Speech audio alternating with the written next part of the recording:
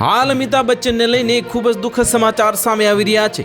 Amitabh Bachchan social media પર ખૂબ જ એક્ટિવ રહે છે અને તેનો ઘણીવાર પોતાના પુત્ર અભિષેક અને પુત્રી શ્વેતા બચ્ચન પ્રત્યેની પોતાની લાગણીઓ શેર કરે છે।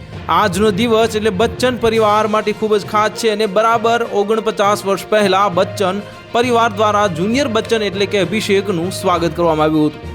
આ પોતાના પુત્ર અભિષેક બચ્ચનના 49મા જન્મદિવસ પર અમિતાભ બચ્ચને એક ખૂબ જ ખાસ ફોટો સાથે પોતાના ફેન્સ સાથે પોતાના વિચારો શેર કર્યા છે।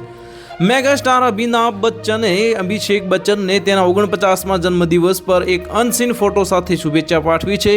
સોશિયલ મીડિયા પર નવજાત અભિષેકનો ફોટો પોસ્ટ કરતા બિગ બીએ કહ્યું કે સમયે ખૂબ જ ઝડપથી પસાર થઈ ગયો છે। સોશિયલ મીડિયામાં પ્લેટફોર્મ પર સક્રિય રહેલા અમિતાભ બચ્ચને પોતાના બ્લોગ પર એક black and white photo share કર્યો છે। આ ફોટામાં અમિતાભ મેટર્નિટી વોર્ડમાં નવજાત અભિષેક પાસે ઊભા જોવા મળે છે અને જ્યાં તેમની સાથે સ્ટાફ પણ છે।